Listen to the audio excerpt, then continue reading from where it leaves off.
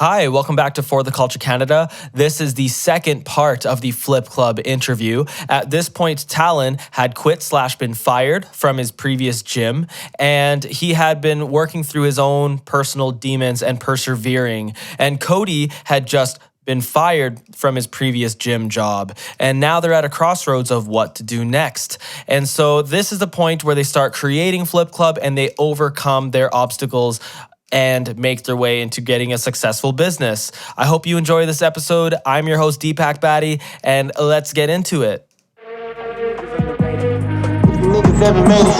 might do it for the coach. I think we should shout out your trampoline team. Yeah, so after I was fired, I think I have a post on my Instagram. I went to Michaela Pattison's house. Kurt, shout out to Kurt as well, who hired me during my fired time so that I could afford to pay rent and feed my family while navigating this whole process. Sure, yeah. They had me over to their house. The whole trampoline team showed up, and they were just kind of like, "What do we need to do? Like, what's step one?" And I was like, all 20. Yeah. Wow. Yeah, they're all there. And so I was just like, well, like, we need $100,000. Like, that's in my mind, we need $80,000. Yeah. You know, and in my bank account from selling my off-grid straw bale house, I had like maybe $25,000. Right. That I had saved up in a savings account. That was like my life savings.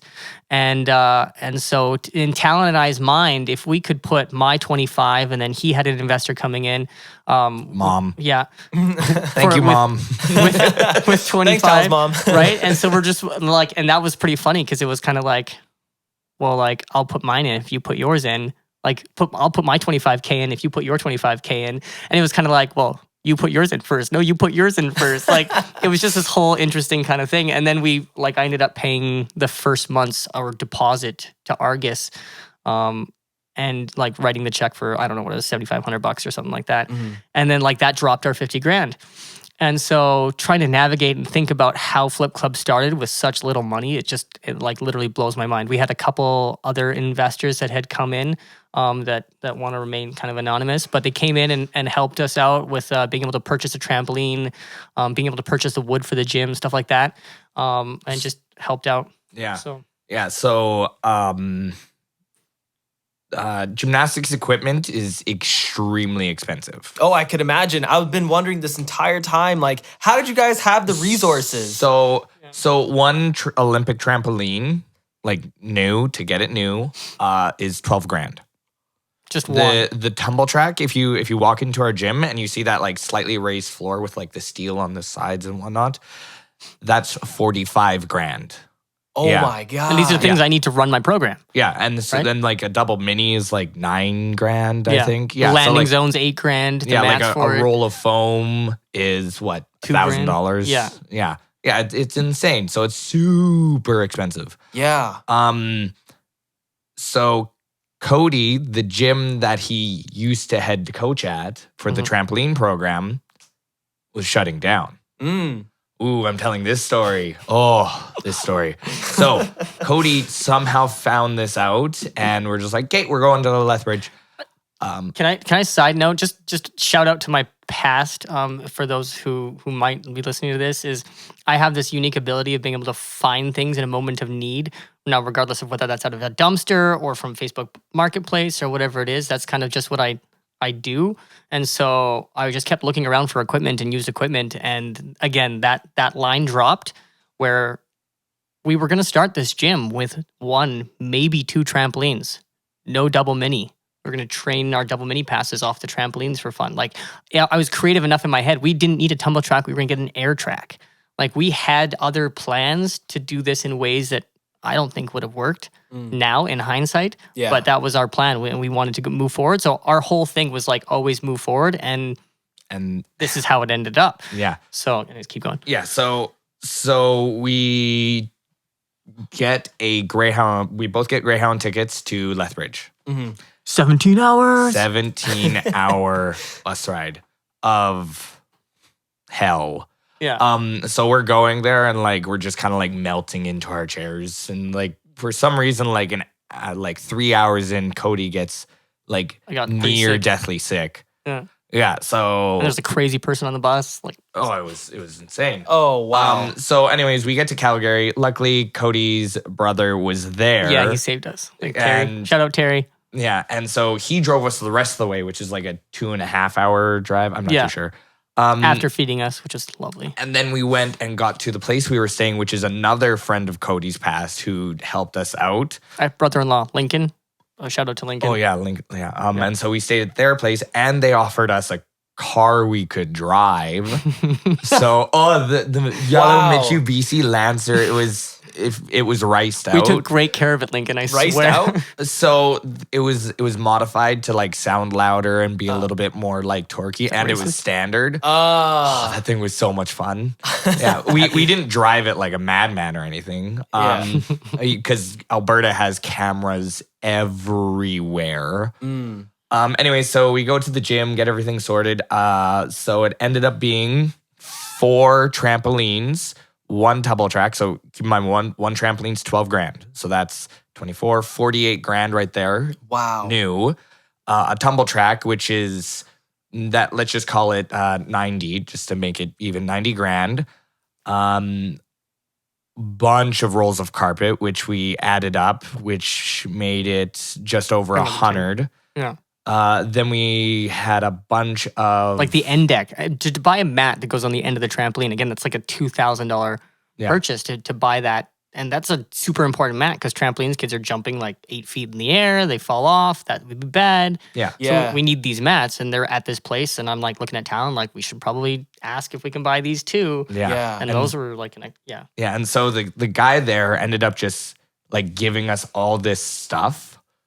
Not giving. We ended up paying 20 grand for if we were Might to have been buy it 22 new or something. I think it was slightly above 20, I believe, or just under 25. For $198,000 worth of equipment. Oh my God. Yeah, Yeah. and like there were some things that this guy would just throw in for free, like Yeah. these old wrestling mats, or the plutonium mats. we call them plutonium mats. So these things, like we threw them in like the truck, just expecting to like not really use them, just like in case. Later being the most wonderful thing for the parkour side, and they got bent. Like we parked trampolines on top of them. So we're driving these 26-foot U-Hauls from, Lethbridge all the way, pulling an all-nighter all the way to Kelowna. Yeah, we left. And we while left we're it- driving, like we didn't take our foot off the gas pedal. Like we just put our foot to the floor and just drove. Like it wasn't speeding because like, things aren't fast, but like that's what it is. Well, yeah. So anyways, like you park a trampoline on top of it. Trampolines weigh like 300-400 pounds, and those wheels. So there's like a fulcrum point where that wheel is just pushing on one part, and the whole weight of the trampoline is on these mats. Yeah. And so it took like a good foot of mat and squished it down to the point of where you could like almost feel the concrete or like whatever underneath of it. And we're just like, crap, we wrecked them. Yeah, they're Like we were ruined. just devastated. Like we should have packed this differently. We felt bad. I'm so sorry. Like, was that my fault? Was that your fault? Like, why do we do this? Right. And we dragged them out. We put them in the gym, and then The next day they were perfectly fine. Ooh. Yeah, But you couldn't What tell. a relief. yeah. Plutonium. We got a heat press, and we tried heat pressing our logo Yeah. into one of them, and like burnt it. Yeah, and it was still like Next it day still would have healed. been it was still okay, but it didn't heal completely. Yeah, like we right. thought it would. No, fire is its weakness, I Yeah. guess. There you go. There you go. So yeah, we ended up staying in Lethbridge for 3 days, loading up the 26-foot U-Hauls with Cody's dad, who happened to show Yeah, up there. shout out to my dad. Thank you, Dad. And I'm sorry, Cody's dad. Yeah. I didn't realize it just wasn't in my head. Like I knew Cody was Mormon and whatnot, and that's fine and dandy. My parents are still extremely Mormon. And so I was cursing like a sailor the entire time. As we're loading up U-Hauls, as you would, like when you're trying to hold up a 300-pound trampoline while I'm like trying to tie something, Talon's like, flippin' do it now. Yeah, just like going off like crazy. I had realized it like halfway through like the day loading up, and I was just like, wait. Oh, I'm so sorry. Oh. It was entertaining to me because again, at that point, I'm 4 years or 5 years out of Mormonism, and to watch my dad twitch every time like Talon swore. It's just great entertainment almost for me. Yeah, I can imagine. Yeah. Yeah. So, anyways, we loaded up the U-Hauls, finished at about 8 p.m. Yep. and then started driving back at that point and arrived back in Kelowna at 7 a.m. straight. Yeah. Man, I'm happy you boys are alive here today. Yeah, me too. Yeah. Like we damn. pulled over and had a nap. Like we did. Yeah. But yeah, that was the longest weekend of my entire life. 17-hour bus ride, nonstop loading for 3 days, like very little sleep, and then pulling the all-nighter to get back, right? And then the story after that is even greater because it's like, oh, now we have to take our $1,500 parkour certification course. And like at that point in time, we were just so freaking done. Like we were just done. Yeah. Yeah, so how much time do we have? You can take as much as you want, man. Yeah? Honestly. Okay. This is all up to you. I have a day off, so Oh, damn. Cool. Yeah. What time is it? 12:20. Oh, perfect. We got loads of time. Yeah, we got time. oh cool. So yeah, we unloaded all the U-Hauls at the place we had found. Yeah. This beautiful 4,200 and something square foot place. And started like planning out, and me and Jason started planning out the parkour section with sidewalk chalk. Oh, cool. Yeah, and so I still have pictures and videos from this. It's pretty hilarious. yeah, and we actually have I laminated the original plan of Flip Club, which is not completely, but very different from how it is now. Just because I'm constantly changing the gym. Right. And so yeah, we started building Flip Club. We ordered wood. Faudrey Homes actually stepped in and like used their contractor discount to get us a bunch of wood. So instead of us paying $6,000 for wood, we paid $4,000. Wow. Yeah, so that's, and like when you're starting up and money's short, like that $2,000 goes a long way. There was 100%. There was a lot of $2,000 decisions that we didn't take because we didn't have the money to do it. Right. Yeah. Yeah. So yeah, and so Jason and Steve, after they finished their jobs, would come and help me build Flip, and Cody was there, of course. Sorry, would come and help me actually like build Flip Club, and they'd spend their weeks helping us. Like it took like weeks to build everything, and like that's all like just designed and engineered for parkour. All the walls, all the blocks. So Jason, Steve, myself, and Cody like would spend 13, 15-hour days working. Wow. Building. There was like, when I was building a block I call Mjolnir. Yeah. It's just this really short 1 foot tall block by 3 feet wide by 4 feet long. And it weighs probably 80 pounds. You actually, I don't think, just because of how awkward it is, you can't really lift it. Oh, You can okay. drag it around. Well, that's why it's called Mjolnir. Okay. Hasn't come off the ground yet. I stayed up building that block till 3 a.m. when I had started at 7 that day. Wow. So 7 a.m. to 3 a.m. And like those days were constant. Mhm. So yeah, we ended up finishing at 2 a.m. on a Sunday when the following Sunday and then 2 a.m. Monday, we opened that day at 3. Yeah. So Yeah. we're like vacuuming, like trying to get the sawdust off the ground. Like it was literally like put the last panel on the parkour side, put the last mat down. There were still things, obviously there's still things that weren't finished, but like it was safe enough to run classes Yeah. and stuff like that. And so it was the craziest, like everything, like when you look back and you're like, what had to go right in order for this to happen? It was nuts. Like Gym BC had to say yes to our certification levels as coaches and our experience in order to give us the insurance for us to run our gym. Yeah. While we were building the gym. So we, Wow. yeah. yeah, so it was a yeah, gamble. like we, Yeah. like literally a shot in the dark. it was a shot in the dark. Like we literally went forward and signed a $500,000 lease. That was basically like, if we can't fulfill this lease, like we're declaring bankruptcy. And at the time we're like, bankruptcy's not that bad. Like we'll still sign like this that. $500,000 lease. But Gym BC had not given us our insurance yet, so like they could still say no. And the committee or the group that was meeting to be able to approve the new gyms had all of a sudden like something went wrong and they didn't meet, and like that was the date 2 weeks before, and I was like, look, if we don't get this date, we can't open. They're like, yeah, you're right, you can't. Like you can't, and you have to wait for us to figure this out. And it was literally like, I swear, like 2 days before we were actually going to open, and people had paid and signed up for classes. People had, like, everything was in motion, and we still didn't have that last okay. And we just kept going as if, like, Everything was fine. and like, I don't know how, but like, I have a heightened level of anxiety, and somehow that didn't bother me because it was just part of the process. It was like, what do you want your logo to look like? I don't care. Go.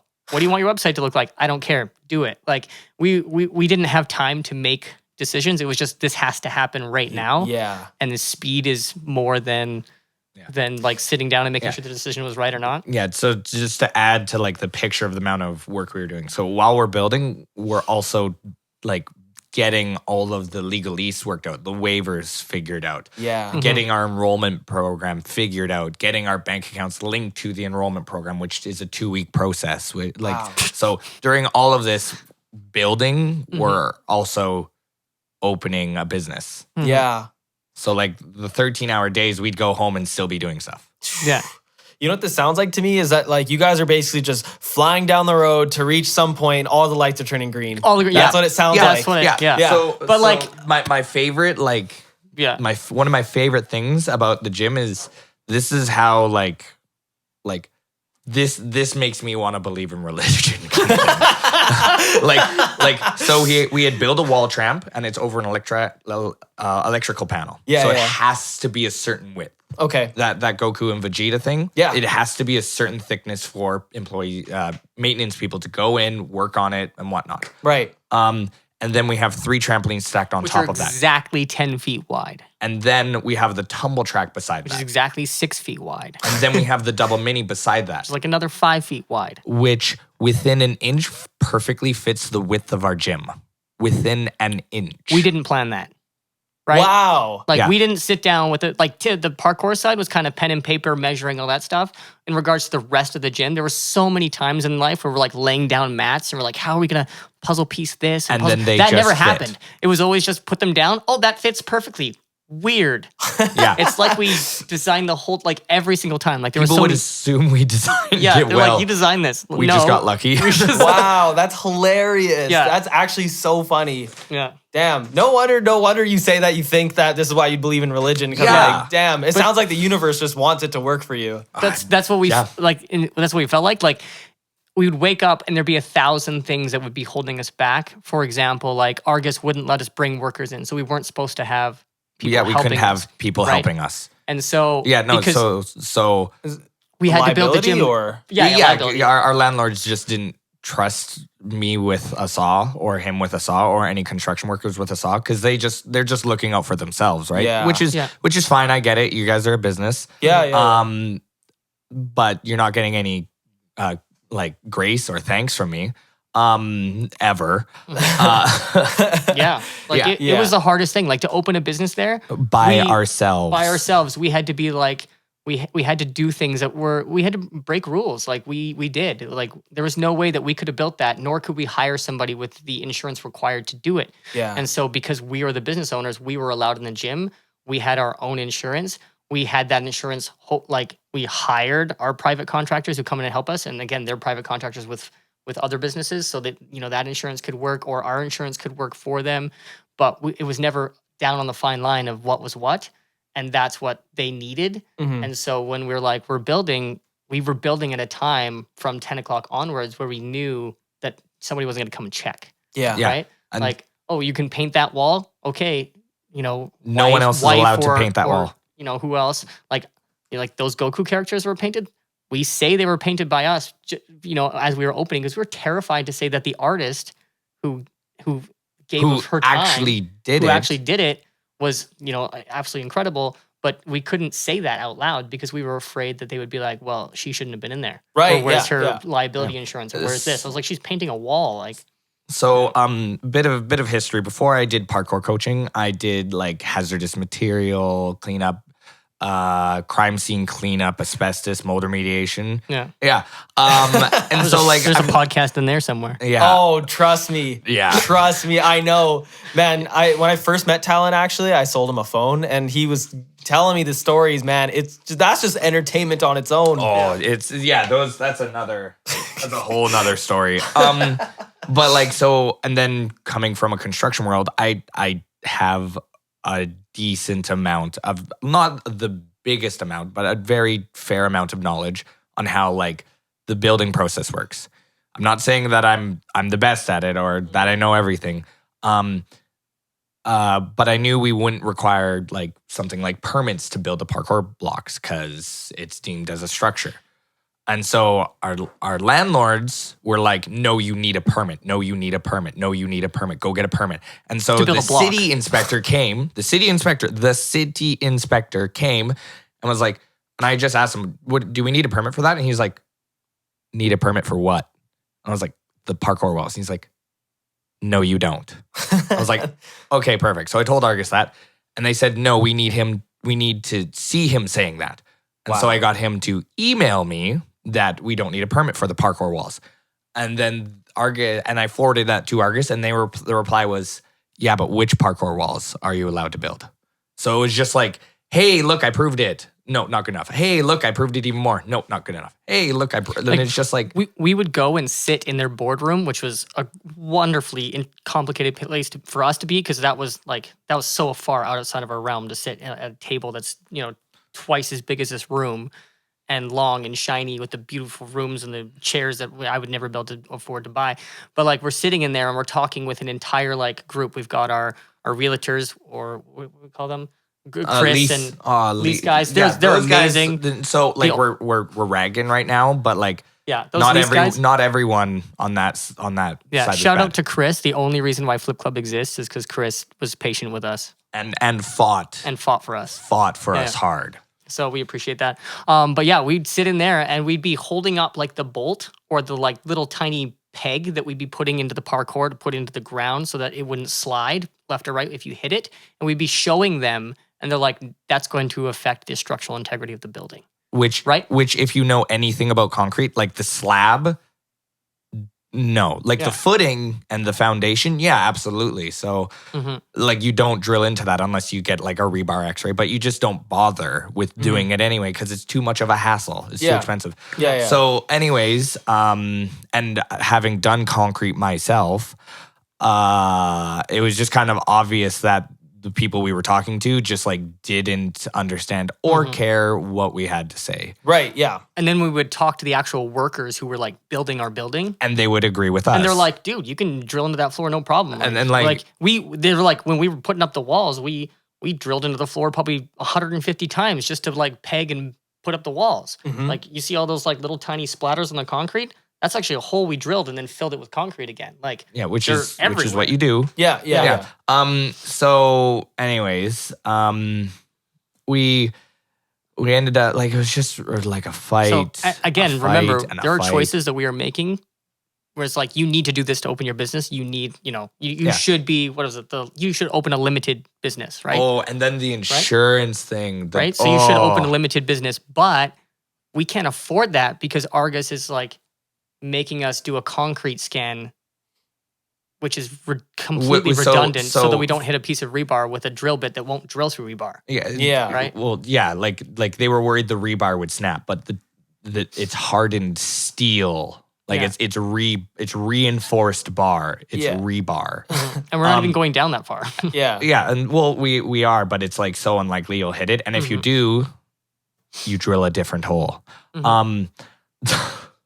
And so, anyways, we had to hire this guy. And so, I knew at this point they didn't know anything about actually concrete at this time. So, but they were still forcing us to get a rebar scan. So, if you've ever poured concrete into a slab, rebar shifts around a lot. They usually just prop rebar with like rocks and whatnot, and it's just kind of like be within like make a 12-foot grid or a 16-inch grid or whatever. And so when you're pouring the concrete in, the rebar will shift around because it's in there loose essentially at the beginning before obviously the concrete hardens. And so I just the rebar X-ray guy showed up and he's like, "Why am I scanning the floor here?" I was like, "Oh, and like this is like scumbaggy and like sure they'll be mad at me, but also maybe you guys shouldn't talk about stuff you don't know, or hire somebody that knows that actually knows." Yeah. So rebar shifts around, right? The rebar guy, we had him scan a certain area, and then we just like chalk lined out where the rebar should be, which is not actually where it is. But they also said, yeah, of course you can do that. At the top, they were like, yeah, of course. If you measure and everything's 12 inches, you just measure there and you go 12 inches, 12 inches, 12 inches, 12 inches. You know the rebar for the whole building. And we're like, yeah, we'll do that. But like that's not how it works, right? So if you Right. scan a foot section, it's not gonna not every single piece of rebar is gonna be a foot away. Just because like when you're tying rebar, it just shifts around. That's how it is. Yeah. So the X-ray guy's scanning it. He's like, "This is one of the dumbest things I have ever had to do. I am sorry, guys." Yeah. So yeah, like Yeah. So just things like that where it was like $500 here, $500 there, $500. this is in the middle of building. What a waste of money. Yeah. I know. Yeah. Yeah. And So- so like we were completely out of money. Like I don't know how to explain it. Yeah, we just were. But you just keep moving forward. So we're using money for like our first month's rent to pay a bill, for do this, we're shuffling this, we're shuffling that. And that was just the nature of trying to start. Yeah. And so we also had to send in our insurance to Argus, which is completely fair. Like that's reasonable. Okay, We went and got prove you guys have insurance. insurance for the building. And so we did. And then they, an hour before we opened classes, called us and were like, "Hey, can you send us the insurance?" I'm like, "You mean the insurance we already sent you?" "Oh yeah, I have it here. We'll have to send it to our insurance, like our account, whatever you call them, like the person that like makes sure To verify everything. yeah, make sure it's all within. I was like, we have classes in an hour. Yeah, and so we're just like, "Wait, you aren't checking the thing we sent you 3 months ago? Like you're just checking it now?" And they're like, "Oh yeah, no, it'll be fine." I was like, "We open in an hour." "Oh, you can't open unless we verify it." Yeah. So you can start classes tomorrow. Like we're starting classes today. And so we're just kind of like, and so we just started classes, and then 5 Like, minutes in, yeah. we get a call that our insurance is okay, Oh my God. and it's just kind of like everything is just like I hope it works. I hope it works. Okay, and so now it's Like we started classes that day fully expecting Argus to come in with a bunch of people to like Shut down. lay down on the mats and trampolines and say, "Sorry, you can't have classes." Like Right. that's literally the feeling that we had that was going to happen. Well, sounds like they haven't been cooperating the entire time. no like they're trying. Like again, our lease guys fought tooth and nail for everything, right? Our washrooms are going to cost $42,000. No, they're not going to. No, these guys aren't going to pay that. All of a sudden, it comes to $32,000. Right. And then like just things like that where it was like, we can't do this. We would look at each other and be like, "Are we going to be able to do this? Like, should we declare bankruptcy now?" Like that would happen on the daily basis with trying to deal with a simple thing with Argus. Damn. Like it would be simple. It would be like, hey, like something simple, like the insurance. We did that. Okay, nope. Like it's got to be this much money. Okay, we'll go figure that out. Right. Does the insurance cover this? No, that's what the Jim BC insurance is for. So it's like we're trying to navigate and teach them about the nature of our own business, or the nature of basic, construction, and you're trying to tell the guys at Argus about the nature of basic construction and how our business works, and they don't get it, they don't understand it, and they don't care. Yeah. yeah, Right? Right. which is sad, and I feel like a lot of the people that work there, like there's a high turnover rate. Yeah. Super high. Like we've had 2 different people managing our property, and I don't even time know who we've- it is right now. Yeah. yeah, like I haven't seen the most recent one or had an email in months. We got 3 emails that Yeah. told us to update our update our contact information. Yeah, the recent one is they keep telling us to update our personal contact information, and I've sent it back 3 times with updated contact info, and they just keep sending it back because it's just kind of ironic because we want to have better communication with you. I've replied to this 3 times now. Yeah. Yeah, I see the irony on that. Yeah, that's pretty major. And yeah. then like when it comes down to like we got broken into and robbed. Oh. Yeah, so about I would say it's probably like $4,000. This is way later in. We got about $4,000 for worth spring of break stuff. camp. Yeah, for Yeah. spring break. I went to Vancouver on a vacation, like, and I was just like so relaxed. And then I came back, and then there's this mom just chewing us out at the gym, and then we realize while she's chewing us out, this selfish human being, that we were robbed, Yeah. And she just didn't. and we were care. just like, "Hey, like, can you?" She still owes us like $120, by the way, because we sent too much money to her and she never sent and it then, back. And then she tried to argue that we actually owed her more money, Yeah. and then we found out we sent her too much money. So, Yeah. and we haven't seen her since. Strange. Wow. Anyways, so besides that, so it turned out it was a door that couldn't close due to how Argus built the building. Yeah. It physically could not close. Like you could open it with a paper clip or your credit card or whatever. You just had to pull hard enough. Yeah. Yeah. So like it just couldn't lock. Mhm. Yeah. Well, actually, we did get it to lock, but it was Cody and I both Like pulling reefing on on the the door door. handle and him pushing on the door to get the deadbolt to turn. I understand. Yeah. Yeah. I know. Yeah. Yeah. Yeah. So we told Argus that, and they're like, "Oh, it's your problem. Yeah. You handed us a building that They're doesn't like, you lock." signed off on it being secure. And I was like, yeah, the door closes, but it doesn't lock. We didn't know that until we got broken into. Yeah. But you signed off on it being secure. And I was Yeah. like, okay, you're right. You know, we could make an insurance claim. We have insurance for this. It's $1,000 deductible. We got, $4,000 worth of stuff Well, stolen. we thought it was like a $1,500. We thought it was. After calculating everything, there were so many things that after we're like, oh yeah, this is gone. Oh yeah, our grinder's gone. Oh yeah, this is good. Like we didn't If you realize see everything at first. anyone in green Asics or wearing a Flip Club jacket with my name on the back, Yeah, let us know. let us know.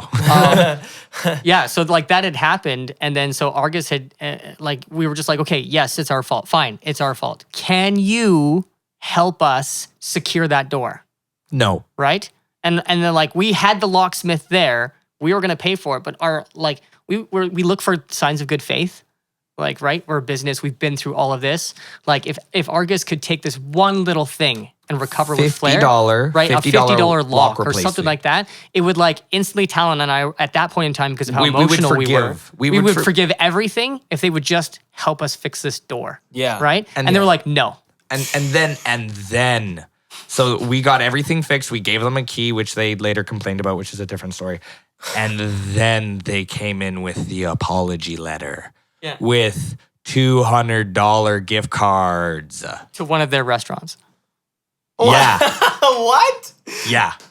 And I was like, I was pissed. Like, and I don't. Cody immediately pointed out, like, why didn't you just pay for the $50 lock? That would have made us more happy. Yeah. And their face was like the pigeon face, like the, oh. It was like, you're giving us $200 in gift cards and you could have just fixed our lock. Like, that's That's- all we wanted. Like, I was emotional on the phone with you, asking you for your help, begging for your help. We can pay for it, but that's not the point. Yeah. Yeah, is- so they just couldn't be wrong. Yeah. Right. Yeah, so that's so never again will I like once our lease is up, Yeah. We'll move.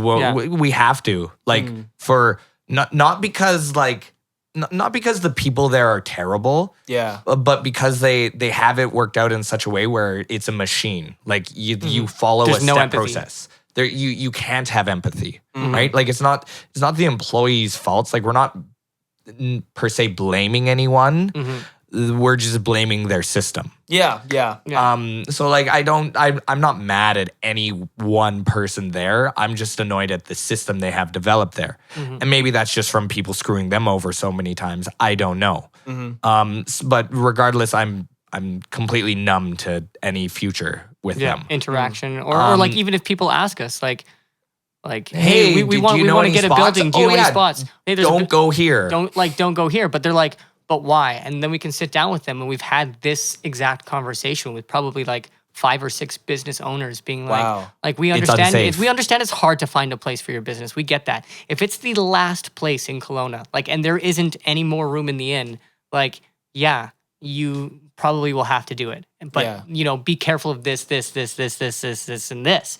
And so that's the mentality that we felt, because these are our friends. We're not going to tell them to go to a business or do whatever. Like if that place is vacant, it's vacant for a reason. Like if there's any other place, to do your business, like that's what we would recommend.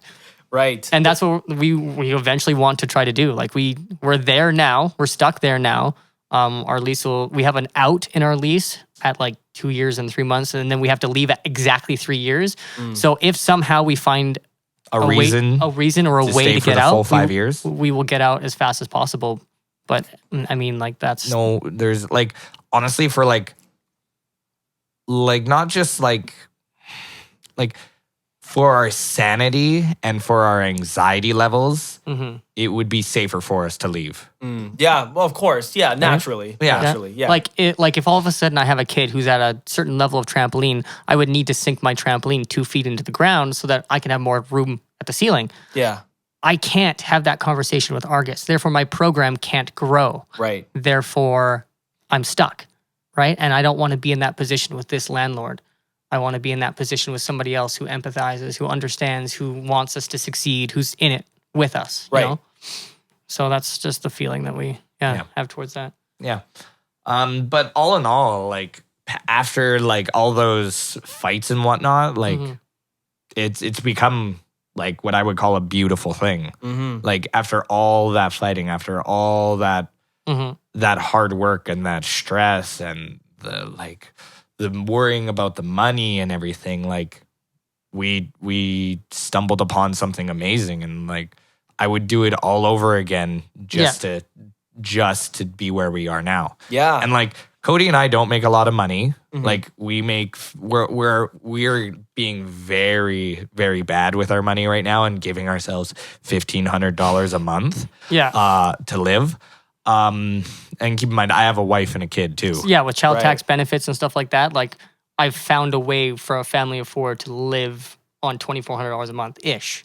Wow. Right? Like that's a lot of, sometimes we have to go to the Salvation Army for food. Sometimes we have to do these things and make these sacrifices, but that's what we're comfortable with doing right now. Right. In order to make things work. succeed And so the gym's like, growing. We're at 85% capacity now. Wow. Yeah, like there are days in our work week where there is not a single spot available. Yeah, you cannot, Wednesday.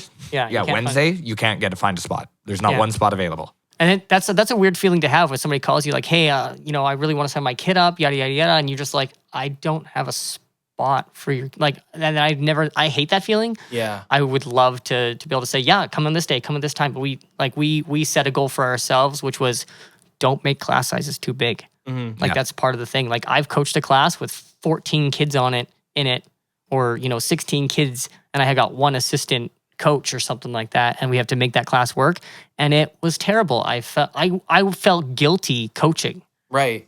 You just can't make a class that big work. You can't connect with the kids. You can't do anything. That was the biggest problem we had at KG, was the class sizes were just too big. Like I remember coaching alone 14 kids and being like, and I just stopped the class and I was like, I can't do this. I just stopped the class, and then owner one was like, and then just there was one assistant coach that wasn't doing much, and he came over and helped. Thank the heavens. But like the kids don't get any time. Like you don't get to interact with the kids. It just becomes a job rather than like an interaction. Right, which is super unhealthy for like a coach-student relationship, for them to trust you more, for you to understand how they work better, of course, and to develop their own progress and skills and etc. Yeah. So lower class sizes, and it's absolutely amazing. Like you could point a kid out in the gym, and I would know their first, last name, their parents' names, and what their favorite video game is, or something like that. Wow. And that's our goal. Our goal is to kind of like make that connection, make sure the kids know that we know who they are. Yeah. And at this scale, that's something that we're doing everything we can to do, and make sure that we know and make sure we make those connections. As we get bigger and bigger and bigger, we're hoping that the coaches that we hire under us will do the same thing for their programs and their classes. But eventually we won't be able to do that. But we just like Eventually, the end goal, and I've said this too many times already, Yeah. is sipping martinis in a hot tub, on our boat, in our pool, in our house. Yeah. I But- love it. Yeah. I love it. Yeah. Yeah. Which totally goes against everything I've Yeah. said. Yeah. Like we're which- not in which this is for the money, obvi- but like that's the dream. like obviously that's not true. Yeah. That's pretty damn funny though. Yeah. So no, the parkour program, the trampoline program, the wall trampoline program, Mm-hmm. like all the programs are just getting full, and all the kids are having fun. Like if you go to Google, what do we have? 27 or 25. 27 only 5-star reviews. And- you check our Wow. Facebook, Yeah. it is 59 5-star reviews and recommendations. Truthfully, I'm actually going to be happy the first time that we have a negative review because it means that I need to improve something or change something or address something. Like I'm okay with that. I'm okay with and sometimes we'll have a parent come up and say, hey, this class happened and my son somehow wasn't paying attention or whatever, but you also didn't spend enough time with him. I think I've had that complaint once. And I'm like, okay, I'll make sure that never happens again. Right. And so like I had that complaint at KG all the time and I'd be like, have 12 tumblers in this class. And I'm like, okay, how do I make sure not to forget this person's name, let alone if they did their back handspring today, did they not? Can Was I this supposed to person spot do a them? backhand? Can they not? Can they do Right. it? Am I supposed to be spotting at 50% or 100%? Like you need to know these things about the kid. You can't just say, okay, go. Right. Like, your entire coaching reputation's on the line. A kid does round up back handspring, breaks their arm.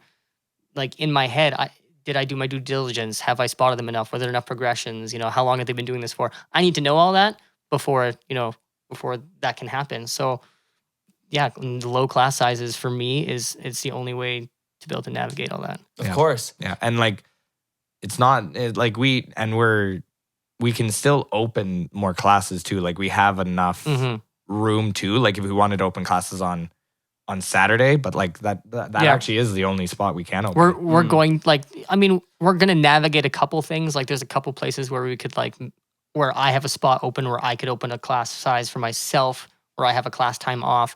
But Talon and I both looked at each other and we're just like, Nope. we need this 1 hour to just like either chill or whatever. Like it's our thing on the Tuesday night and we both have a class off at the same time and Tyler is coaching wall trampoline in the gym and we just need to sit and do chill. Yeah. Yeah. You don't want to burn yourself out. No, but and again, we could open the class sizes, the class time there, and we could open classes on Saturdays. We will eventually do that. Our hope is to get other coaches involved who, I'm not working Saturdays. right, who can be there, who we trust, and that's hard. Like I remember we had one coach that when we got complaints, we were just like, like we were moving so fast and so quick that we needed the programs to be 100% perfect. We're at that time.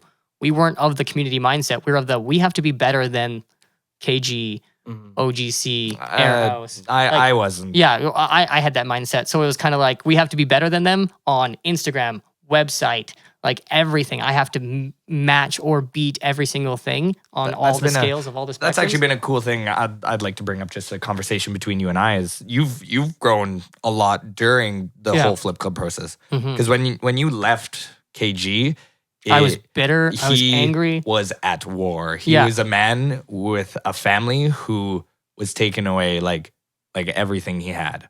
Like, so he had to defend his family. So as any other sane human being would, you pretty much just go into like a battle mindset. Yeah. Which I totally understand. And I actually it was quite nice having someone just being like, "Bah!" like the berserker. But I did notice that that mindset couldn't stick around for a lot. So it's not a good business mindset to have. Yeah, No, and of so course. You can't exist that long for and people will notice it. They pick up on it, and then kids are like every single time they train, like a kid would come in with like a Kelowna Gymnastics, maybe it's a shirt or a hat or a bracelet, and they'd be like, "Oh, I'm so sorry, I'm wearing this." I'm like, "No, it's okay. Like I'm good. Like I'm good now." Yeah. But it used to be like kids would come into the gym and then joke about how bad they were, and then I was realizing this is bad. Like I can't support that. You should be going to their drop-ins. You should be taking other classes. Like, why are you only being at Flip Club? You should be at Airhouse practicing the things that we taught you. You should be, going to OGC and learning, if you're wanting to take gymnastics or men's artistic, like these things need to be there. Why am I being such a jerk? Yeah. And so but yeah. So yeah, no, I was actually a little worried I'd have to like bring it up later and be like, hey, it's not a fight. But he figured it out on his own. Yeah. Beauty. So, Yeah, that's the key of maturing, growing up a little bit, you know? Growing in that mindset. And that's a very, very good thing to have. It's a great thing to have. you're so cute when you're awkward. Yeah. By the way, I've been wondering the entire time, like, what is the timeline between like you getting let go, quitting, and then you, Cody, getting let go and quitting, and then you guys starting up the process of Flip Club to Flip Club being where it's at now? What is the timeline here? Oh man, I try not to hold on to memories like this. I don't know for sure. Was it 2 years or was it 1 year? I think it was definitely more than that. It was when you were let go, and then I was like, I think it was 2 years. So he was almost to the day. He was let go just before the summer, 2 years before I was fired. Yeah, 2 weeks. Yeah, 2 weeks into June. Yeah. Oh, I see. So like, what year was that? Geez, what year is it now? 2020. I want to say 2016, 2017? 2016. Let's just say 2016 and see if it works out. I don't know. We might have to change that. Yeah, we'll have to go to our calendars and do math. So yeah, he was. So when Talon was quit when Talon quit, I was in no business. Like Talon and I were friends, but we also clashed. Like his ego clashed with me. I didn't appreciate his ego. I was like, I'm just trying to help the parkour program. Yeah, I'm teaching the role incorrectly, but it's a role. And like, I didn't understand. Like, I didn't understand that the purpose of that role was to go into concrete or save a kid's life dropping off of a 10-foot wall or whatever it was. Like, I didn't understand. Right. So I was ignorant for that. And then I would walk up to the owner and be like, I'm not coaching another parkour class, right? Because I didn't understand how important that was. That would be like teaching a kid to jump 10 feet in the air but not know how to land. Yeah. Right?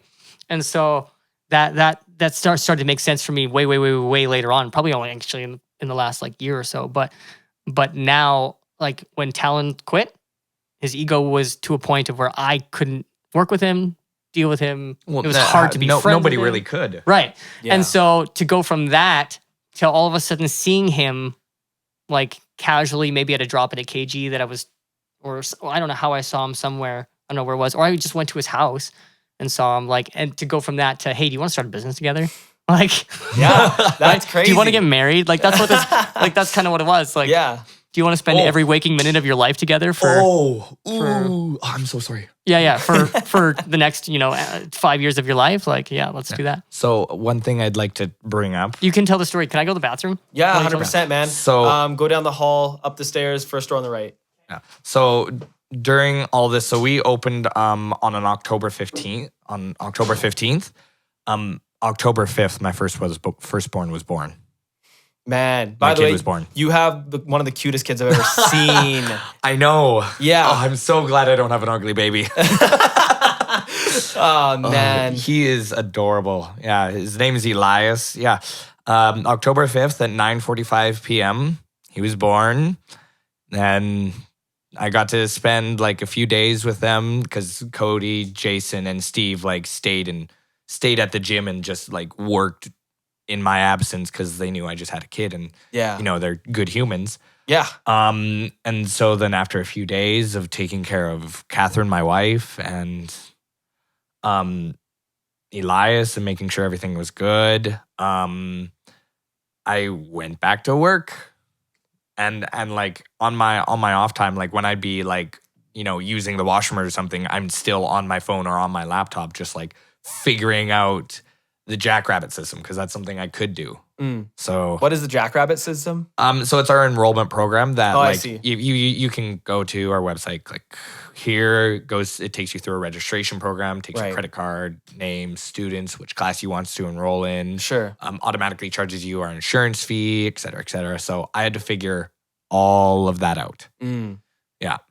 Gotcha. So yeah, life was definitely a little bananas. Yeah, I could imagine. Yeah. Yeah. So like keeping a hold on things like stress wise honestly wasn't that bad because I think at a certain point, like you get squished so much that you can't really get squished anymore. Right. Even if there's like twice the weight. Mhm. So I was just at that point where I was compressed enough and couldn't really feel any more pressure. Right. Yeah. Right. That's a wild place to be at, man. Yeah. Yeah. Yeah. So and the story of Elias coming to be is another story. You got stories on stories here. Oh, dude, it's such a mixed interweave. Yeah. So Catherine and I had met in November. Yeah. The year previous of Elias being born. Oh, wow. Yeah. Started like our first date was like date. We both in our own heads was like, oh, this would be a cool friend.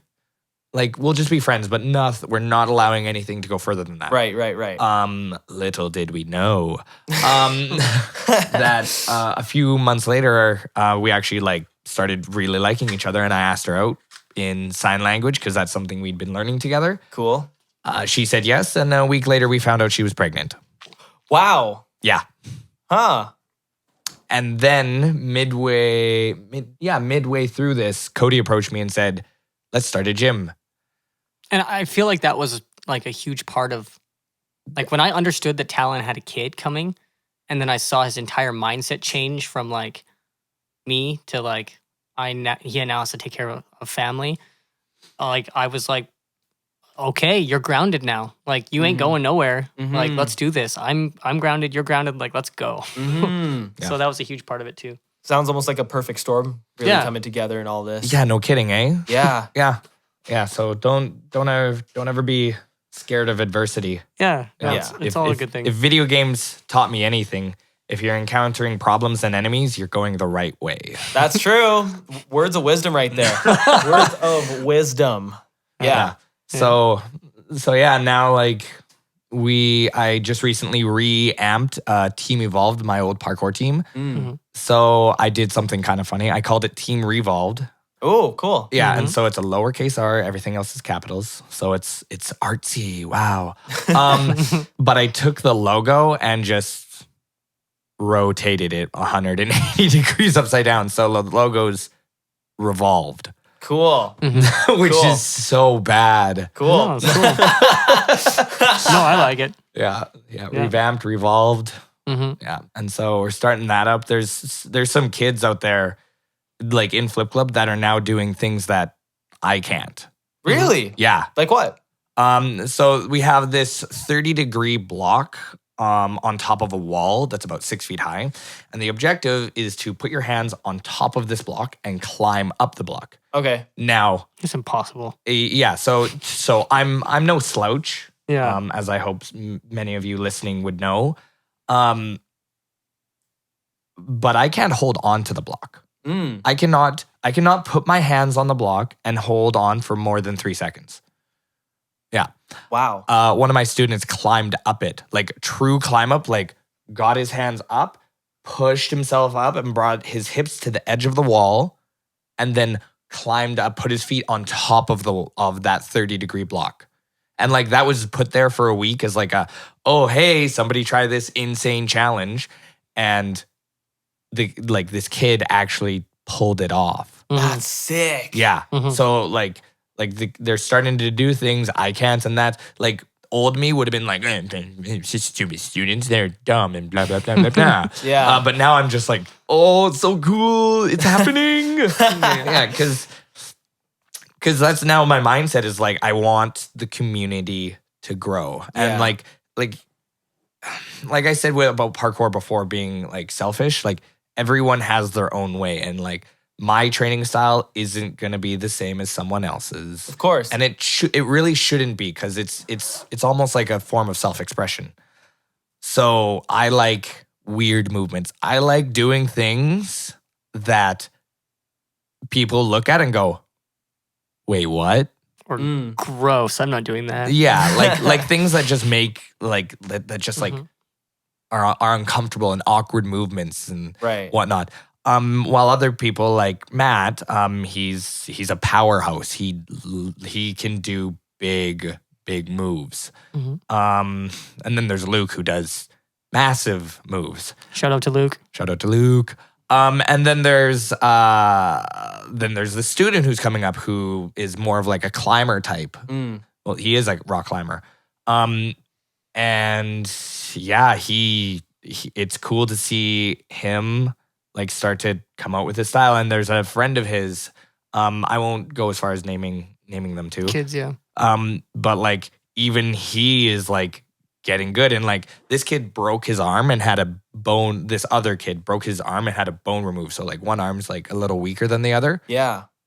And like everyone kind of sees him as a little annoying, but I see him as like an underdog, and like this kid in my eyes sees what matters, right? And so seeing him like train and work to get better is so cool. And like those two are definitely my favorite students. Cool. Yeah, and they're oddly enough they're best friends. Right. Yeah. Mhm. Well, I mean, they're overcoming adversity just like how you guys did to get to where you are. Yeah. So yeah, no, that's awesome. Yeah, and so it's just cool like to see the mindset I had, which is everyone develop like their own style, and now the kids that are getting good, like I could name 10 kids off the top of my head that are just like finding their own style.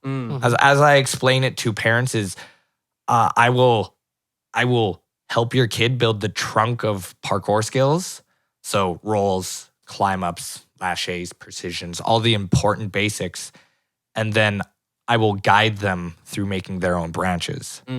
So they make their own style. Cool. Yeah. That's awesome. They'll probably come up with things that you've never thought of. Oh, they already have. Yeah. They Yeah. do. Yep. Yeah. They one of my coaches gave them a challenge, which is if you could find something Talon or and I didn't want to get involved in it. But I did anyway, just because they were so adamant about trying it. Could find something that Talon or I can't do, we'll give you a Gatorade. Cool. And so the kid climbed up the 30-degree block, and we gave him a Gatorade. Yeah. Yeah. That's sweet. Yeah, Yeah, that's super cool. I would love to come by and check it out. dude, you should. I would love to. I will tell you something. So obviously you guys know James Pham. Yeah, he's James our Pham. boy, right? Yeah, he is. I grew up with him. I went to middle school with him, high school with him. And I remember he was one of the first people in his group of friends to actually start doing parkour, if I remember correctly. And he was like trying to get me to like run and just like go over this horizontal bar. But I was a heavier kid and I didn't have very much confidence in myself.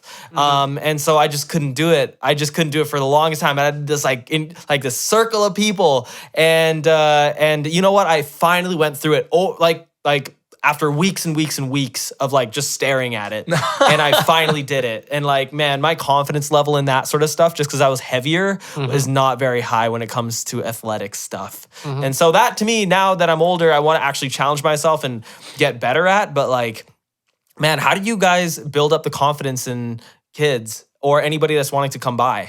That's a good question. Mental warfare. Yeah, mental warfare. It starts pretty easy. Like you just try to give them the easiest thing to do. And so like on trampoline, when I see a kid learn a backdrop for the first time, it's always interesting that they're as excited about learning a backdrop, dropping down to their back and bouncing back up to their feet. And the moment that they do it, their eyes open and they're just like, wow. And they have that much excitement about that as I would have if I tried a full half for the first time, or if I did a double back without a mat, or, those types of feelings. And so to see that on every single skill that they're learning, their front drops, then adding a twist into it, and then learning, basic flips or basic movements, every single time you add a piece to the puzzle, they're as equally happy in that moment of that success. And so it's just trying to plan those small successes, whether it's in parkour for them stepping over a block or jumping and landing on something. Talon, I think, is really, really good at it. I enjoy being able to take a kid who has zero confidence and zero anything on trampoline, bounce around with them, and have them come off of that as an extremely positive experience. Cool. And that's I generally try and keep two objectives in my coaching style, which is one, learn a roll on a hard surface. Because if you go out into the world, what's all around you? concrete. Yeah. So being able to fall on that is like, I feel that should almost be like taught in schools is how to fall safely because it's everywhere. That's just my own crazy opinionated belief. And 2 is make them believe in themselves.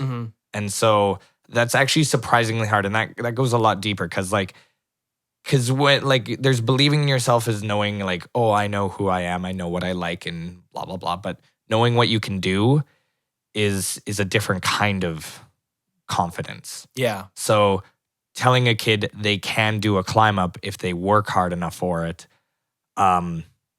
if you try a climb up, it's hard when you first start. It is. It's like a muscle up on a wall. Yeah, it's a muscle up on a wall, and you don't get any swing.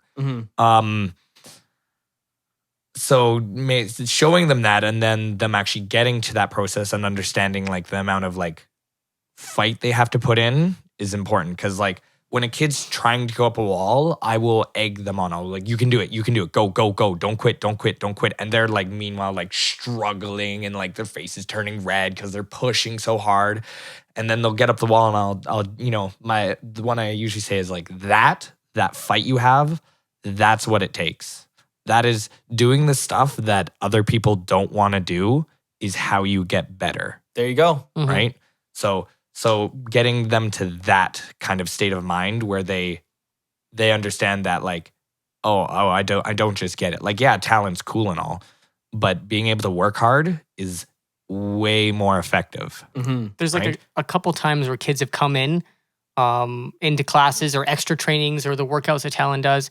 Talon offers a lot of free opportunities for kids to kind of come in and do something extra.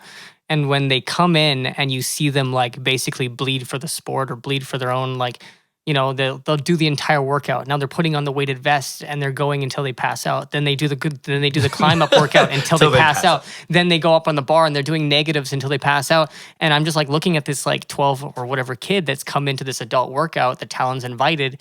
And I'm just like, maximum respect. If that kid ever needs anything, ever wants time in the gym, ever wants to drop into a class, ever wants to help out and a co-coach or whatever the heck it is, the answer is yes. Yeah. Right? Like that's kind of the mentality that if we see that from a kid, we want to coax that along and provide it as much like support as possible. Yeah, of course. We've had tons of kids be like, "Hey, I'd love to come in and help co-coach a class or whatever." I'm like, "Sure, yeah." And then they'll be like, "Really?" But then they may or may not ever show up. Or I'll give you $20 if you vacuum under my trampoline. But they, right? And then kids are like, "Okay, I'll be here tomorrow," but they aren't, right? And so it's when that kid shows up and is like, I'm like, "What are you doing here?" "Oh, you said I could help out." "Yeah, come on. Like, let's go." And like, you know, and that's, if they're there, we'll do everything we can to help them and to, you know, get them on the path that they want to be on, whether that's training or coaching or if they're wanting to draw pictures and put it up for sale at our gym, like whatever it is. Right? Just anything, or heaven forbid, we have a candy machine at our gym from a kid that used to train a long time ago who's an entrepreneur now who just wants to put a candy machine in our gym. That try to make a bit of money on the side. Trying to make, there you go. Yeah. That candy machine's a little bit annoying though, but we love it anyways. Fix it. So yeah, like we're trying to help out in any little way we can. We have kids that want to sell bracelets at the gym. We always say yes. We have kids that want to, sell shirts, or we've got one kid who's hopefully going to be working on getting us a trampoline sock for the gym. Cool. Like things like that, where it's just like, yes, the answer is always going to be yes. Like come if you want to be making videos and edits for the gym and have a YouTube channel. Then you can do that. Like we want that. We want whatever your talent or whatever your is, we want that to be able to work here with us and for us, and hopefully it'll help you, you know, build whatever. Well, you know, that mindset that you have, that kind of building the community kind of thing, it's obviously going to directly translate into all those kids that you're saying yes to. You're enabling their dreams and passions by just telling them, hey, yeah, you could totally sell shirts here. You could totally have a candy machine in here, which is very cool, very respectable. Yeah. You're probably leaving a great impression on these kids for when they grow older, you know? Maybe. I mean, they might, if they ever accept like a Grammy or something in the future, they'll be like, yeah, Cody and Talon from Flip Club. They thank you for supporting me, enabling my dream. Maybe. Yeah. I remember back in the day when I was like, my motivations for the sport have always changed. Yeah. Used to be, I want to make an impact on these kids' lives. And then I read a bunch of statistics and stuff like that about boys and girls clubs and how it like if they do or do not make a difference in this and the other thing. And I was like, I'm going to change my mindset. My mindset isn't like to make a difference in kids' lives. It's just, to me now, like, yes, that's a huge positive thing, but I enjoy this business, the business aspect of things. I enjoy being able to collaborate with other businesses. I want to continue to collaborate and maybe somehow build a business helps business type thing, just with like a couple other things that make sense for us. Yeah. And do that within Kelowna, within Flip Club, within that, and helping kids in whatever way we can or what we're doing is a huge positive thing. Yeah. But now there's a lot more reasons why we do what we do, I think now, and then just to change a kid's life or just to, just for our own selfish reasons or whatever. So no, I enjoy that business has those multiple layers of like that bring you satisfaction, bring you fulfillment, bring you happiness. Right. Well, it seems like you guys really elevated from a more selfish, kind of younger kind of mindset to a more mature, selfless kind of mindset for all these kids, which is what's so amazing about what you guys do. And I really respect that. Oh, thanks, man. Yeah. Takes a lot of integrity. And also it takes a lot as men, as we are, we like to have a lot of pride and ego in what we do. But you guys do it in a very... But you guys take that out of the picture. It's wonderful. You guys are very selfless in that. It's at times it's hard. Yeah. Yeah. Oh, I'm sure. Yeah. I mean, like we're human beings. We're human beings. It's only natural. Yeah. It's definitely been like at some points where we're looking at something and we're just like now financially we're doing fantastic.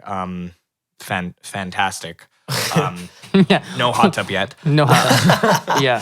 But we'll look at something and we'll be like, can we afford to get this mat? Like, can we do it? And like we budget everything out and it's well within our range.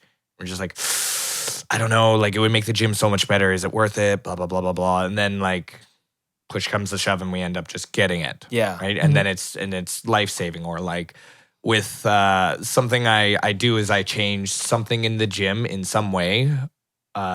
Every week. Once a week, something, whether it's small or huge, changes. Actually, this last Saturday, me and Matt worked a 13-hour day building this new block. Cool. Yeah, so it's about 10 feet tall by 8 feet wide. Bunch of stuff. So very excited to see that go in. Yeah, and so next week I might just change a small bar, but I forgot the tangent I was going on. Before. Changing the gym. I don't know. Yeah, changing the... Yeah, just always. Yeah, the kids come in actually every week and they're like, "What's different?" Like they'll run around and like try to find it. It's almost like a scavenger hunt. Yeah. You guys sound like you guys build this entire thing for making the kids excited, which is very cool, right? Like all the stuff that you're doing to incentivize and just like keep things exciting for the kids is always I don't know. They sound exciting to me. I kind of wish that I was like 13 going into those gyms. You should take the adult parkour class. Yeah. Yeah. You'd like I'll see you tomorrow kind of thing. Like I will see you tomorrow. 7:00 is when I'm off my shift. Yeah, that's fine. Perfect. Come in If you 8. show up late, that's totally fine. Yeah. Okay. It'll take you about 15 minutes to get to Flip Club. Okay. I'm assuming so. If you show up at 7:15, that's Right. totally fine. Right. Like first one's free. You might as well try it.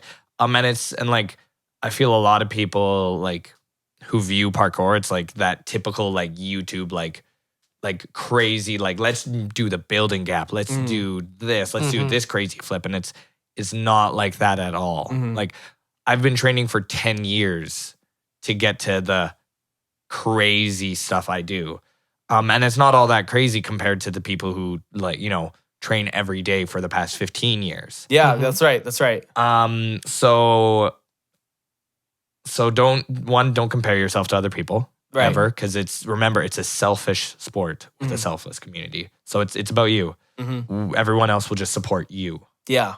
Or should at least to a healthy point. Right. And then the second thing is it's all just about progressing. Right? It doesn't matter how fast you progress. It just matters that you keep trying, right? Because there's a quote I have written up on the wall is you learn more from failing than you do success. True.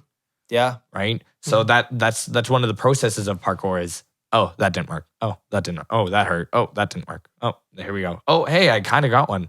Oh, I'll keep going this way and trial and error and keep working on it and technique and getting that strength and so on. So being able to go through that process as like a human being, I feel is healthy physically and mentally. Yeah. Because it teaches that willpower. Of course. Yeah. That's right. How many coaches do you guys have right now? Not many. Like there's us that run most of the classes. We have Tyler, who's our Who also runs a lot of the runs classes. pretty much everything else.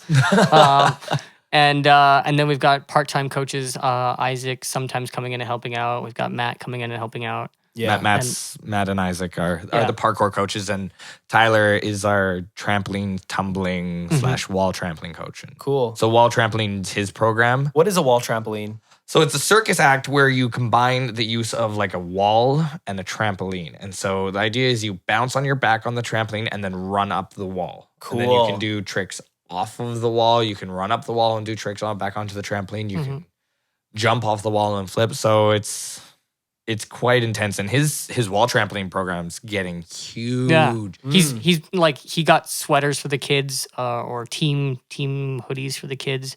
And so it's interesting to see like the group of parkour kids who are all friends. And, you know, if they saw each other out in the real world, they'd be like, hey, what's up?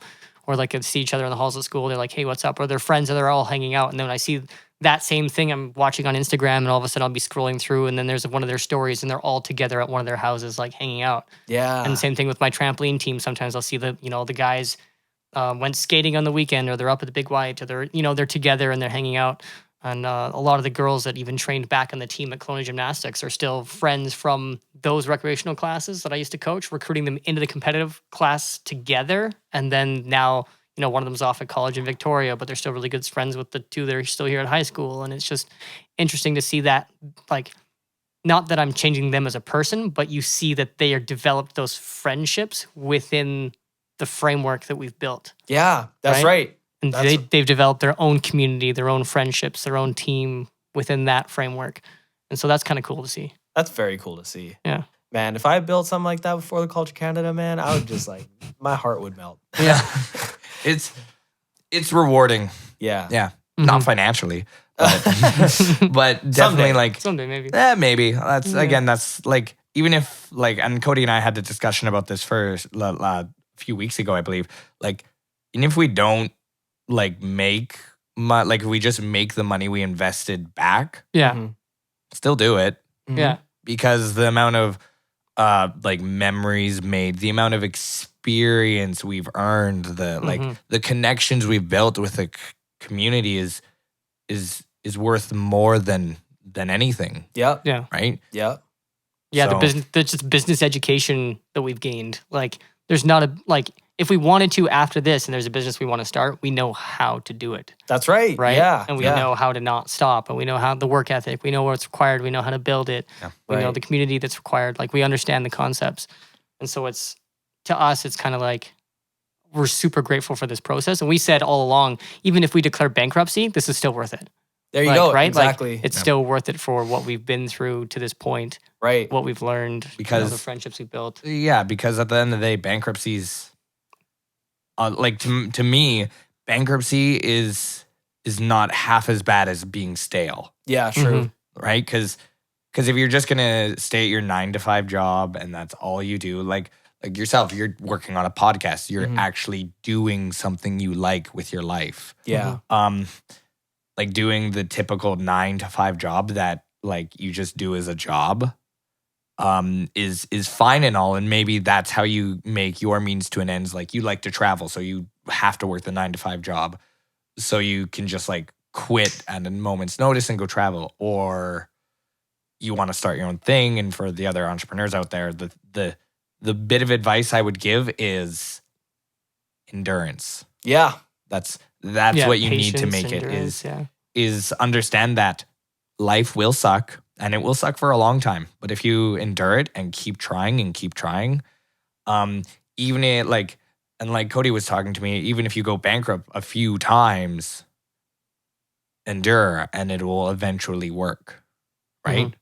Yeah. It's very rare you get it bang on first try. No, yeah, we fluked out, I'd say. Like I don't know Well, how we or didn't what. even like, do it first try. No. KG was yeah, first KG try. was kind of our first try. So like, yeah, like we understand how to build the community. When I got fired from my job, I was like, this sucks. Yeah. But then when I saw all of the athletes quit and the hundreds of messages on Instagram and like all of this stuff, I was like, there's something more here. Like, Mm-hmm. what's going on? What should I do with this? And like that kind of concept of, oh, it was a community. I actually, like, I was looking towards Talon's thing saying, wow, I wish I could do that. And then when I got fired, I watched what I thought that I wanted to do someday actually happen Yes. in that moment. And it kind of showed me, oh, you are on the right path. You are doing it right. You don't have to change. The way you are is correct. Yes. The way you handle these things are, yeah. So it was kind of like just nice to see that kind of like, I don't know, looking in the mirror and realizing, yeah, okay, just keep going. Like, keep doing this. Like, Yep. yeah. Exactly.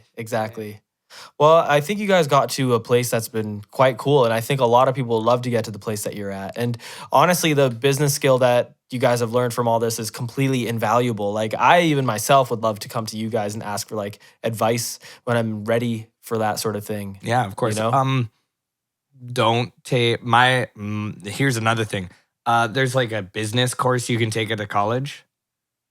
Don't bother, Mm-hmm. because everyone who's approached us with like who does that, like if they had run things The way that, yeah. at Flip Club instead of us, it would have crashed, Yeah. right? Like to be a true entrepreneur, you have to devise your own system. Like we hack the system. Like, I don't know how to explain it. Like when we got fired or when I got fired and we were starting Flip Club, we were starting the Instagram, we were like finding every single kid in Kelowna and personally messaging their Instagram saying, hey, we're going to be opening. I and stuff wasn't like you. that. You Yeah, earned that. I was like, You earned that. I was relentless about building this online community and trying to build that there before the gym even started. And so seeing like and then following every single local hashtag and then commenting on every single local thing. And like, so the hours I wasn't working on Flip Club was on my phone, like hacking Instagram. Or like I called it hand-to-hand combat or something like that, where I just go in and be just finding people to sign up and messaging, hey, want to try a free class, want to try free class, want to try free class, like all the time, starting conversations, all that stuff. You know, I actually remember you messaged me. Yeah? You messaged me years ago. Yeah. You actually messaged me saying, hey, I love your music. Can I put it into one of our videos? Yeah, I do that with every time I see a kid or anybody in Kelowna and it's like, oh, I have this on SoundCloud. I'm like, I'll buy your song. Yeah. Like I've bought probably 3 or 4 kids like that. They just randomly put some beats together and put it on SoundCloud. I was like, I'll buy it. Yeah. And I'll put it to the background of one of the videos that I make for Instagram. I was like, wow, this is super cool. Yeah. Yeah, no, I completely forgot about that. And so when I messaged you guys about like doing the interview, I looked back at our old messages. I was like, wait a minute, this happened. I forgot about that. Yeah. Cool. That was Yeah. me trying to hack Kelowna. No, that's sick though. That was like what, like 2018, 2017? Mm-hmm. Yeah, no, that's sick. It's crazy how fast you guys did this too, by the way. Oh yeah. I mean, it seems like a bunch of stuff piled in a very short amount of time. Yeah. Yeah. Yeah, That's a light way to put it. Yeah. Yeah. Yeah, no, that's sick. That's very cool. So I wanted to ask you though, I've been meaning to ask this entire time, but what did it feel like for you to drink for the very first time? Being like 30. Oh my gosh. It was weird. So I've developed my entire life with like being able to be okay inside my own head. And like, I need to be able to answer a phone call at 10 o'clock at night or return an email or like I need to be able to do a standing backflip at any point in time in my life. Like the idea of not being in a place where I am perfectly in control of my faculties and perfectly in control of my body was a very not okay concept. Like, I don't know why. Right. I just didn't like that perspective. And so when I drank alcohol for the first time, shout out to Matt Wheel and Ryan who navigated me through those 2 processes and got me my first drink, like holding out my hand and looking at it and then watching it move, but like feeling like there was a delay and like feeling a little buzz and like things like that. Like, yes, it relaxed me, but at the same time I was hyper on edge, trying to be hyper aware of what my body was doing, what my brain was doing, and not able to like accept that it was happening. So I fought everything hard just because like, again, in my own head, I have to be in control. I have to be able to navigate.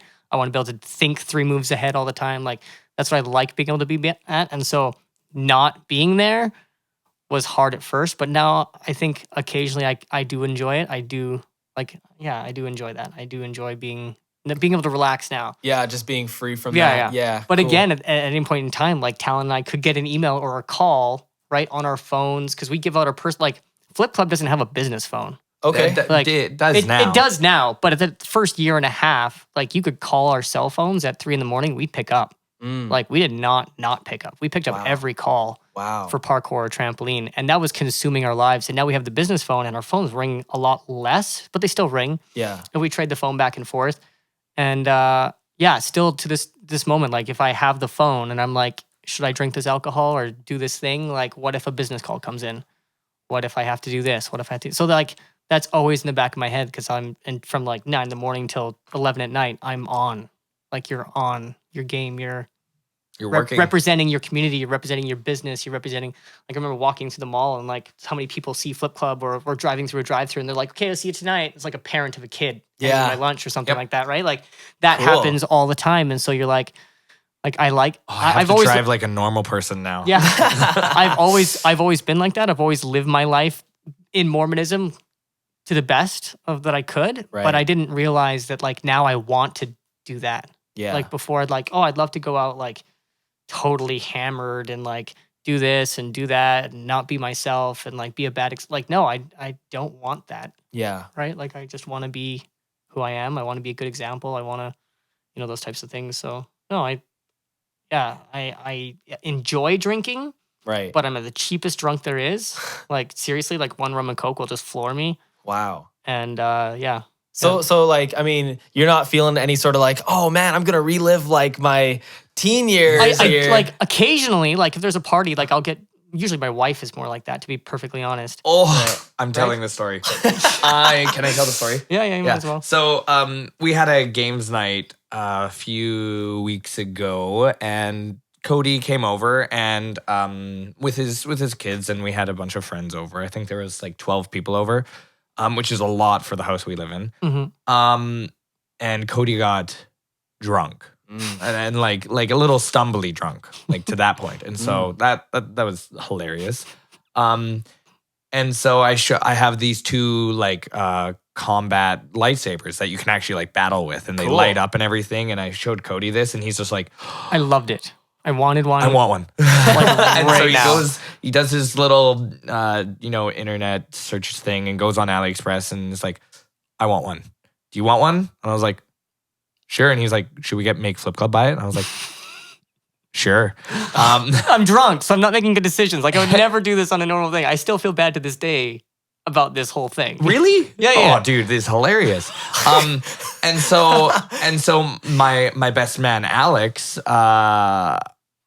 was there, and he was like, him and I have been working on one of these lightsabers for a while, like kind of like customizing it and like trying to make it multicolored LED and all this stuff, and like drilling it here and putting wires through so it looks kind of like it's been like Modified. like actually rigged up rather than just like the nice like normal one you get. It's more customized. Yeah. And so I asked him, what are the odds you get one? And he's like, so you know the game, right? Yeah, of course. And so he's like, 8. I was like, okay. I was like, damn, okay. So someone counted us down and we're like 3, 2, 1, 7. And we both said 7. Oh. And so he had to buy a lightsaber with us. So I ordered all 3 right there on the spot and was like, okay, you owe us $73 or whatever it is. And it's from AliExpress, so it's going to take like 3 or 4 weeks. But the coronavirus right now is making that not happen. Yeah. Oh. So nothing shipping, nothing that I've ordered for the gym, for my business, or for myself has been shipped for the last like 2 weeks. So any drop shippers or entrepreneurs out there who are wondering where their shipments are, or Amazon, like, sorry, man, that sucks. Coronavirus has put everything on pause. Doesn't Wish drop ship Yeah, AliExpress? Wish should be shut down. Pretty much. Oh, Wish is going to be Almost. shut down. Yeah. Crazy. Like everything's stuck. Yeah. Oh, that damn coronavirus. Yeah. Yeah. Yeah, it's pretty intense. So I wanted to just sort of, before we wrap this all up, I wanted to ask you guys, do you have any questions for me at all? What are you doing on Instagram? Go check your Instagram. My Instagram, my personal one, or For the Culture Canada? For the culture. Oh, so For the Culture Canada is, we're at level 2 now. So essentially I want to start ramping up, like, I want to ramp up production of episodes and stuff once more. As you guys know, I've done 49 episodes now that have been released. This is actually the third one that I haven't released yet. So essentially, I just wanted to make it as like big as possible, really. I want to turn For the Culture Canada into a legitimate company. And That sounds awesome. Why don't you use hashtags? Oh, I did use hashtags quite a bit earlier. In like the last few posts, I don't know. I just haven't been doing that. So It's not as important anymore, but it can definitely help Oh, okay. with Instagram. Instagram's to the point now where it's like it's hard to get organic reach, so it's kind of like almost topped its thing. So you use it almost like you would use a web page now. Yeah. Like you can run a business with just an Instagram page and not even have a website. Yeah, you technically could. But Yeah. you're right, though. I should be using all the tools at my disposal here. Yeah, you're right. Do you have any advertising of any form? Not yet, no. No? Just because I put it on pause. Mhm. Obviously, without me having released a new episode since March of 2019, the engagement has seriously dropped. But that's natural, right? I even said like, hey, I'm going on break. I'm not going to put out anything. And so everybody knew that. And then when 2020 came around, the reason why, by the way, I went on break is because I wanted to pay off all my student debt that I had. Smart. Which I did. So Oh, damn. Good job. so I don't owe anybody anything anymore. So that's why I was just like, okay, now that my finances are set, I'm now going to put all of my spare time into this and making it grow as large as I can get it. Because honestly, you guys may find this to be the case for yourselves, but this thing that I'm trying to build is one of the most empowering things I've ever experienced in my life. You know, it makes me feel just so confident in myself, and I'm just like, yeah, you know, this is like my little thing that I'm building. It wouldn't exist if I wasn't here. You know, that sort of thing. Yeah. And I'm just like, these artists that are around, let's make sure that you know what their story is. Let's make sure that these business people have their they have their voice heard, because when I grew up, I was obsessive. I was just I would always look up like Kurt Cobain interviews, Steve Jobs interviews. I wanted to know what their story was like. I'd read biographies and stuff of people. I just read Mike Tyson's biography. I just like that sort of stuff. So Yeah. I want to get to know people. That's really cool. You're damn good at it so far. Yeah, I doing a really appreciate good that. job. Thank you. Yeah, no, at the beginning of the interview, I was quite awkward. As soon as you turned the microphone on, and my confidence was just like, boom, gone. And I think you picked up on that and worked around that quite well. Thank you. I Okay. appreciate that. Has being in cell phone sales helped your like sales skills or business skills in relation to now wanting to build this? You know what? I've only worked at this cell phone job since August, actually. So okay. The podcast had been ended for quite a little bit now since that. I actually paid off my student debt before I even started that job. Oh, wow. Oh wow. Yeah. Okay. It's a great job. Before that, I actually worked at Visions Electronics. I used to be the cell phone manager there. Okay. Funny enough, I had only been selling phones for like 2 months before that. And then they're like, here, be the manager. I'm like, I don't even know what I'm doing. Okay. Not to knock the company or anything. It was a really fun, the team in Visions Kelowna is actually amazing. I love working with those guys. And then before that, I worked with Cactus Club. And then before that, I worked 5 years at Best Buy actually doing sales. So sales have been a part of my blood for a little bit now. Wow. Okay. Yeah, sales is a huge thing. Being able to talk to people and read people a little bit, read their emotions, read their body language and stuff like that. Yeah. That's good. Talon, how was that phone, by the way? Awesome. Yeah? You Yeah. like it? Yeah, Use I it do. as his personal phone now. Oh, really? I stole it as the personal one. And then my old phone is the business phone, my Galaxy S8, and then I still have the what do you call this thing? Redmi Note 8 Pro Oh, yeah. as my personal. Yeah. Cool. I've never seen a Redmi in person before, actually. So that's pretty sweet. Yeah, it's pretty sick. Oh, and it's got the cool color. Yeah, that's dope. That's super cool. Yeah, it was only $300. They're $270 now off of AliExpress. I like the background, by the way. Yeah. That's all the stickers in our gym. We ordered like 500 Dragon Ball stickers and covered a wall in them. I am such a Dragon Ball geek. Dude, I come to Flip Club. Yeah, Like you'll actually, see it. like not like trying to like promote us or anything, but Just come actually take a just, picture. Like just show up. Boys, I would love to. Trust me, I would love to. I will do my best to come by tomorrow. Just to tell you, by the way, not to make any excuses or anything, but when you're standing on concrete for 8 hours a day, your You're legs kind of exhausted. feel like noodles. Oh yeah, that's Well, we got know? pre-workout for you, so it'll be fine. I Complimentary. appreciate that. Yeah. So, do you ask like at the end of this, like when it's all done and over, you're gonna ask us like, could you shout us out? Could you shout me out on social media? I usually don't ask that. No. Why not? I feel like if the person wants to do it, they'll do it. Usually people are they just do it anyway, Yeah, right? yeah, I'd imagine. But I don't know. I just feel in a way, feel intrusive asking those kinds of things. So we do an interview for you, and you just don't get any like extra coverage because I feel that's a good way to bring in like actual real organic followers. Whenever you people who release are this, interested, Yeah. right? Because yeah. people who are gonna listen to like this podcast or a different podcast, obviously are the type of people who want to hear these kind of things, Yeah. right? Mhm. And so I feel that's a good way to get actual people who will actually continue to follow you. So Yeah. of course we're gonna shout you out on social media to keep them Appreciate it. come. Mhm. But I feel you should almost make that like mandatory, like ask that of people and because it's not intrusive. Like, hey, do No. you mind just We shouting wanna me do out it, on right? your social media? Yeah, and like it's not hard. Yeah, it's, true. It's an Instagram post, True. Yeah. right? Yep. Like I don't feel that's too much of a favor to ask of someone. Yeah. That's fair. That's totally fair. Another thing is, how many like connections do you have for interviews? Like, do you see where I'm coming from? Connections do I have for interviews? Yeah. So you mean like how many quote unquote leads do I have? Yeah. Mhm. Yeah. Thank you. Let me see. To be totally honest here, I asked you guys for a little bit now, and to be totally honest here, I have a few. I've like maybe, to be totally honest, I have about a handful, maybe about 10 at most that I can like reach out to right now. Okay. That's good. Is that something you would want us to like start throwing potential people at 100%. you? Yeah. 100%. Because the thing is, just like you guys, I'm here to build a community, right? Yeah. I'm here to promote people that are doing like really cool stuff around here. And honestly, the more people they suggest, the people suggest, the better, you know? Yeah.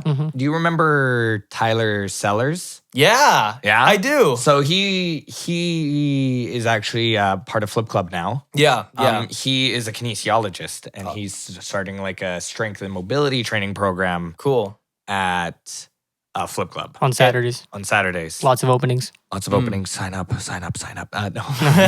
Message us. And so he'd be another person I think you and him would hit off quite well. I like him cool. a lot. Yeah, he's a good guy. Yeah. Yeah, you should definitely add the element of video, even if it's just your phone on a tripod, because then you can take clips from that and just go hard on YouTube, Yeah, you're right. right? And Yep. then you can just take, the short clips, a 5-minute clip of this describing that, or 5 minutes of this, and you can put it on YouTube, and then you can bounce those to Instagram into 30-second or a minute clips. Talon would kill me for saying this, but same thing on TikTok. If you were to add that on TikTok, TikTok's the wave, man. That's the way to I do know. it. I hate Yeah. it. So the So, yeah. TikTok dances are so cringy. yeah, no, it's just the way the business is, right? Like, Yeah. if all of social media ended, I'd be totally fine trying to find a way to do a billboard and newspaper and all that stuff. But like, to be honest, like paying $30 a month for Instagram ads puts our classes at a point where we're still saying no to people. Like, I feel comfortable just staying in that realm Yeah. until we have more openings or more whatever. Are you guys going to have a second building? Our goal will be to do that, I think. I don't know. Like, we just play things by ear. We feel like some weeks we come in and we feel like, oh, dude, like it's only going to cost like another $8,000. We could just find one investor come in. We could just open up another gym. We don't have to put trampolines into it. We can insure it separately through a separate, like, we come up with those ideas all the time. And that would work when the right time, opportunity, place. So as soon as it happens, we would jump on it in a heartbeat. But we need people that we can trust to run classes there. Like, it's just navigating everything. Of course. So we need coaches that are all in. Yep. We need somebody who wants an investor that's all in, all those types of things. So what's the end? Sorry to totally No. change the subject. What's the end objective with the podcast? Or are you just here for the journey? Well, here's the thing. The end objective with the podcast is that obviously I need it to be a business. And for it to be a business, it has to have product. So, so product or services. So I want to actually tackle both of those things. To be totally honest, I don't really want to get too deeply into that. I mean, I could definitely do that once this is stop rolling. Oh, of course. But I definitely want to have product and services provided for the Culture Canada. Yeah. Awesome. Yeah, that's the end goal. Yeah. Very cool. I don't have very many other questions for you boys, but I just wanted to let you know that I appreciate your time and effort in coming here, and your business as well. I appreciate you guys actually having that around. It adds more, adds more vitality to Kelowna. I feel like sometimes there just doesn't. Sometimes it feels like there's not much to do in Kelowna, but. Someone else said it. Thank goodness. But given that you guys are doing this, you guys add another layer of interest in this place. You guys boost into the economy. You guys are genuinely doing multi-layered stuff that's beneficial to multiple people's lives, you know? So I just wanted to say thank you for that. And yeah, thanks so much for you guys coming by. Cody, Talon, you guys are awesome. And I'm gonna come by to your gym. I will come by to your gym. I'm gonna hold you to that. Yeah. It's recorded. Yeah. Yeah. And anyway, thank you. Yeah, no worries. Thanks, man. No worries. And thank you, everybody, for listening to the show. I appreciate it a lot. Make sure that you follow us on YouTube at For the Culture Canada. Make sure you follow us on Instagram and Facebook. And make sure that you follow Flip Club as well on their Instagram page. You guys have any other TikTok? You guys have TikTok, right? Yeah, there's No, a we TikTok. don't. No, we don't. I mean, yeah. Yeah, we do. Oh. I already follow most of the kids in Kelowna, so like they just know hate where we are. TikTok. Yeah. Right. What's your handle on Instagram? The Flip Club. The Flip Club, but it's like the _flip_club or something go. like that. But you just Google Flip Club, it'll come up. You guys have a website or Facebook? Yeah, flipclub.ca. Yep. Theflipclub.ca, and then the Facebook is just Flip Club. Yeah. Super simple. yeah. There you go. And make sure that you give them a follow. Give them a straight, awesome Google review and sign up for the classes. Yeah. Yeah. Anyway, have a good rest of your day, y'all. See ya. Thank you.